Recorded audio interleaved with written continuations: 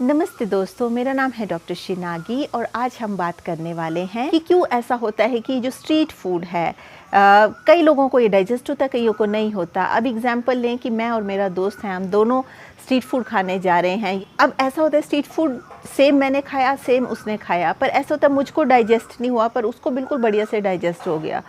अब हमने सेम चीज़ खाई, सेम एवरीथिंग बिल्कुल सेम खाया, तो ऐसा क्यों हुआ कि एक को डाइजेस्ट हो गया और दूसरे को डाइजेस्ट नहीं हुआ?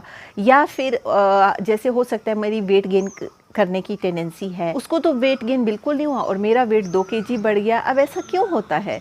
क्या है इसका रीज़न, क्यों ऐसा होता है? तो इसका आंसर लाई करता है आयुर्वेद में।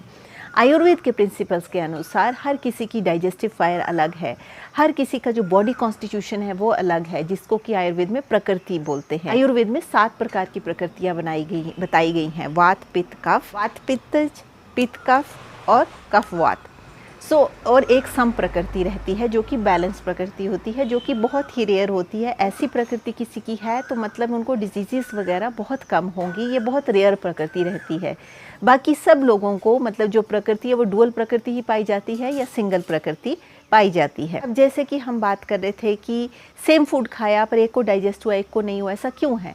ऐसा है क्योंकि आपका जो डाइजेस्टिव फायर है वो अलग है, आपकी प्रकृति है वो अलग है। अब जब भी हम प्रकृति को कैसे जाने, क्या हम खुद जान सकते हैं? आप वीडियो सुन के प्रकृति के बारे में जान सकते हैं। अपने बारे में जितना ज़्यादा पता होगा उसका फ़ायदा क्या होगा? उसका फ़ायदा ये होगा कि आपको फूड चॉइसेस करने में हेल्प होगी।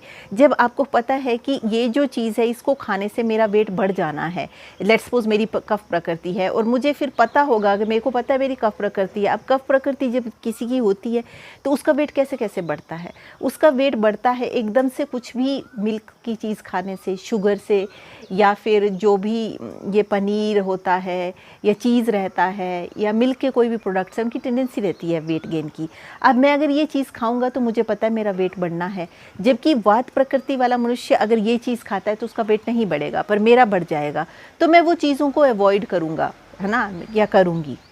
इसी तरह से अगर मुझे पता है कि मेरी पित्त प्रकृति है तो मेरे को ज़्यादा तले मसाले नहीं खाने हैं, क्योंकि उससे मेरे को अल्सर्स या गैस्ट्रिक अल्सर्स की प्रॉब्लम हो जाएगी।